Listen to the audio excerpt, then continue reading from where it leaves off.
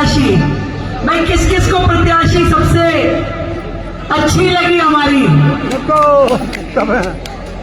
से? अरे जिस बात सुनो भाई, ये जो मुस्कुराती है ना, तो ऐसा लगता है कि एक स्नेह की ममतामयी छांव हमारे सामने खड़ी है, जो आपकी समस्याओं का समाधान भी करेगी और आपको लाड और दुलार के साथ में एक स्नेह भाव में ऐसी जनप्रतिनिधि मिलेगी जो बहन और मां के रूप में लगातार इस क्षेत्र के लिए काम करे। पहले भी आप निगम पार्षद रही है सरला जी, तब भी आपने इस क्षेत्र के लिए बहुत मेहनत करी और इसीलिए शायद ईश्वर ने इस क्षेत्र के भले के लिए कहा कि भाई रवि नेगी गया है तो किसको लाए, तो सरला जी उतर आई। और मैं समझती हूँ कि इस क्षेत्र का सौभाग्य है कि ऐसी प्रत्याशी मिली है जिसने पूरे मन के साथ, जब वो पहले निगम पार्षद थी तब भी काम किया और अब भी पूरे सेवा भाव से अपने क्षेत्र के लिए डटे रहने का काम वो करने वाली है। एक बार जोरदार ताली बजाओ।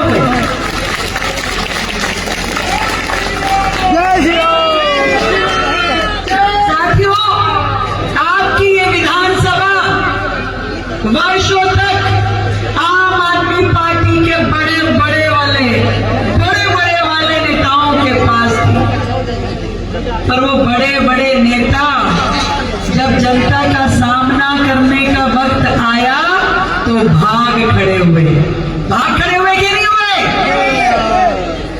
भाग गए, क्योंकि उनको पता था कि उन्होंने इस क्षेत्र में काम किया ही नहीं है, इसलिए जनता को जवाब क्या देंगे। और एक आपके सामने वो प्रत्याशी भी है जो एक टेन्योर पूरा करने के बाद फिर आपके सामने खड़ी है, पूरे दम से खड़ी है, क्योंकि जिसने पहले काम किया है आज वो फिर से आपके सामने उसी सेवा की पात्र बनकर के आ सकती है।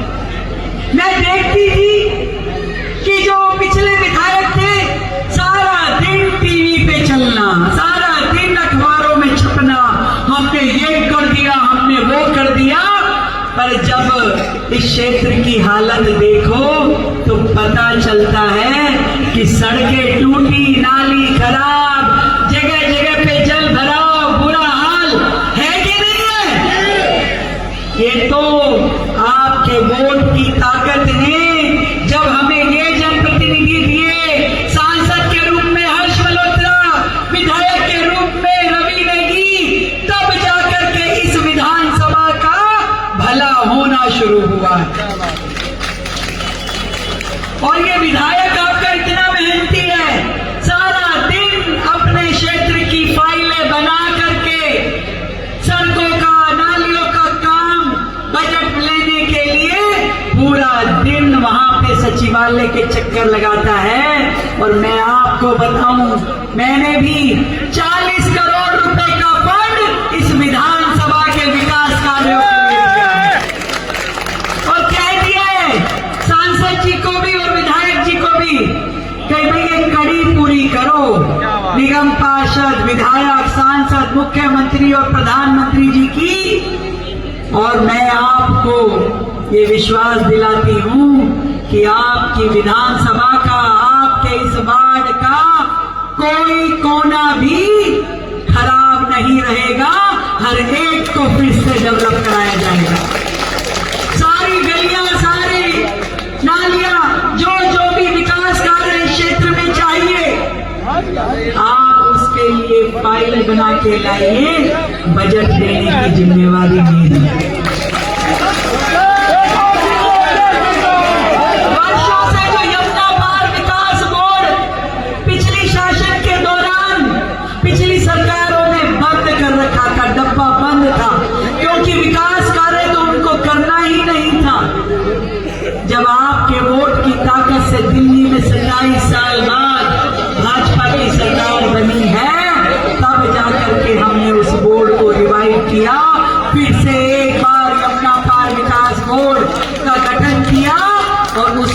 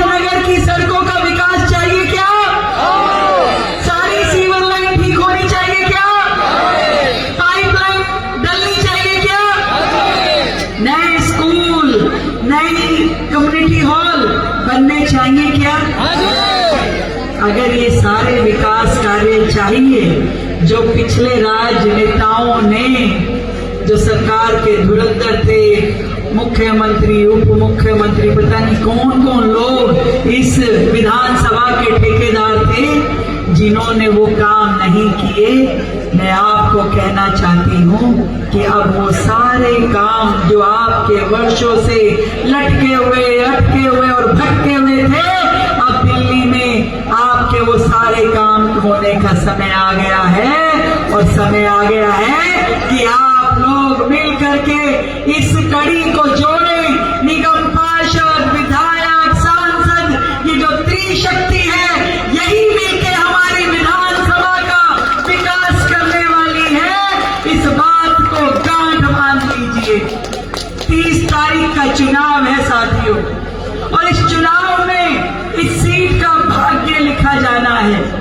मैं आपको बताती हूं कि एक विधायक का फंड होता है 5 करोड़ रुपए, एक सांसद का फंड होता है 5 करोड़ रुपए पर 10 विधानसभाओं पे। पर मैं ये सोचती हूँ, वर्षों से दुखी हमारी ये विधानसभा के लोग जो चाहते हैं कि यहाँ विकास हो, मैं आपको कहती हूँ कि कोई लिमिट नहीं है। जितना विकास कार्य करवाना है यहाँ पे करवाइए। आपकी ये मुख्यमंत्री दीदी आपके साथ खड़ी है। क्या बात है। भारतीय जनता पार्टी जिंदाबाद, भारतीय जनता पार्टी जिंदाबाद।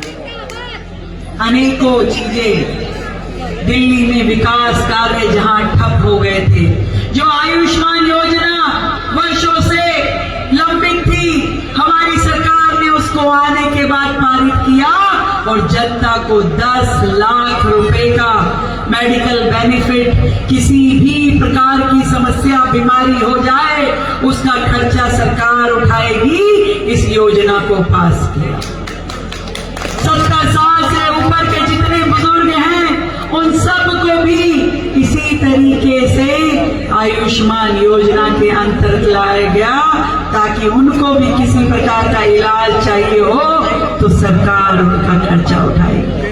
जगह जगह पे आरोग्य मंदिर खोले जा रहे हैं जो अपने आप में प्राइमरी हॉस्पिटल हैं, और जितनी भी आपकी छोटी मोटी बीमारी, वैक्सीनेशन होगा, उसका प्रिवेंशन, उसका इलाज उन्हीं आरोग्य मंदिरों में हो जाएगा। अटल कैंटीन यानी गरीब व्यक्ति के लिए 5 रुपए में भरपेट खाना कभी किसी के विचार में नहीं था। पहली बार दिल्ली में 25 दिसंबर को अटल बिहारी वाजपेयी जी के जन्मदिन पे 100 अटल कैंटीन खोलने का कार्यक्रम दिल्ली में होगा। साथियों, दिल्ली जो देश की राजधानी है, सुन के हैरानी होगी आपको कि 78 साल की आजादी के इस सफर के बावजूद भी दिल्ली में आज भी आधी राजधानी क्षेत्र में सीवर की लाइनें नहीं हैं। आज भी आधी दिल्ली में पानी की पाइपलाइन नहीं है। यहाँ वहां सड़कें टूटी है। किसका काम था भाई? वो 11 साल वाली सरकारें भी आके चली गई। 15 साल वाली सरकार जो कांग्रेस की थी वो भी शासन करके निकल ली, पर जनता की सुध-बुध किसी ने नहीं ली। इस बार जब आपकी वोट की ताकत ने 27 साल बाद भारतीय जनता पार्टी को चुना, मैं आपको ये विश्वास दिला रही हूं कि इस 5 साल के कार्यकाल में न केवल दिल्ली का स्वरूप बदलेगा, बल्कि हर सड़क, हर गली, हर मोहल्ले की सुंदरता आपको खुद फर्क नजर आएगा। भारत माता की जय। दिल्ली में अनेकों समस्याओं का समाधान करना है। यमुना की सफाई, कूड़े के पहाड़, प्रदूषण, इतने सारी समस्याएं। मैं कह रही हूं कि भाई ये समस्याएं हमें दहेज में मिली, क्योंकि वो तो करके नहीं गए। और अब दिलों में से बाहर निकल के बोलते हैं 8 महीने में क्या किया, 7 महीने में क्या किया। अब उनको कोई बताए कि जब तुम 11 साल में कुछ करा नहीं, अब तुम्हें पूरा विश्वास है कि हम ही कर सकते हैं, इसीलिए पूछ रहे हो ना, तो हम भी तुम्हें विश्वास दिलाते कि निश्चित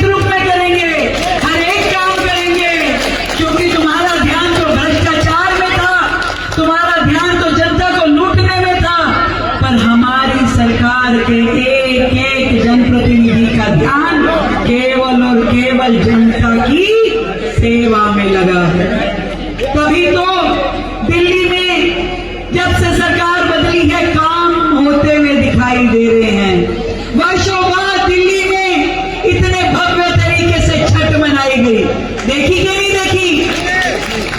पहली बार दिल्ली के इतिहास में कर्तव्य पथ इंडिया गेट पे 1.25 लाख दिए जला करके दिवाली मनाई गई और आसमान में 1000 ड्रोन के माध्यम से प्रभु राम की लीला दिखाई गई, जो दिल्ली में पहली बार देखा। आज हम सारे त्योहार मिल करके मनाते हैं। हमारी दिल्ली में जितने राज्य हैं, उत्तराखंड के त्योहार मनाते हैं, महाराष्ट्र के मनाते हैं, गुजरात के मनाते हैं, क्योंकि दिल्ली तो एक मिनी भारत है, मिनी इंडिया है।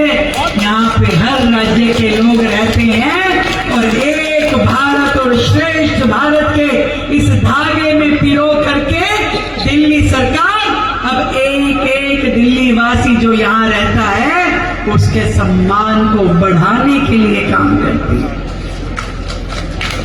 मैं आप सब साथियों को केवल इतना छोटा सा निवेदन करने आई हूं। साथियों, ये सरला जी बहुत ही अच्छी प्रत्याशी हैं, जिन्हें काम का अनुभव भी है और जिनकी नीति और नीयत दोनों स्पष्ट हैं, जनता के हित में हैं। और ये आपका एक वोट है जो इनको सदन तक पहुंचाएगा, जहां इस क्षेत्र की आवाज दमदार तरीके से आवाज उठाने का काम बहन सरला चौधरी करेंगी। तो मैं आपसे पूछना चाहती हूँ, भाई बटन दबेगा? कुछ आवाज कम आ रही है भाई, पीछे की नहीं आ रही, राइट की लेफ्ट की सबकी आनी चाहिए, तभी तो मुझे विश्वास होगा। नहीं तो भैया 40 करोड़ का फंड दिया है, इतना काम हुआ नहीं, क्या चल रहा है? 50 है क्या? अच्छा 10 काम कर दी और ये छोड़ेगा नहीं, ये और 50 लेके जाएगा, कहेगा दीदी अब तो ये वार्ड भी जीत गया, जिम्मेवारी बढ़ गई। चाहिए कि नहीं चाहिए? तो दिल्ली में और आपकी इस विधानसभा में विकास कार्यों को आगे बढ़ाने के लिए 30 तारीख को सब लोग मिलकर के अपनी प्रत्याशी सरला चौधरी को जिताएं और 1 नंबर का बटन दबा करके कमल का फूल बहुत बहुत धन्यवाद आप सभी को, बहुत साधुवाद। जब भाई हर्ष जी 3 तारीख को रिजल्ट जब आएगा ना, तो मेरे पास आपका फोन आना चाहिए कि दिल्ली की 12 सीटों में सबसे पहली और सबसे ज्यादा वोटों से जीतने वाली सीट विनोद नगर होनी चाहिए, विनोद नगर होनी चाहिए। और इसलिए आप सबको मैं ढेर सारे साधुवाद देती हूँ कि आप लोग इस काम को पूरा करेंगे और इस विधानसभा के कामों को, विकास कार्यों को आगे बढ़ाएंगे।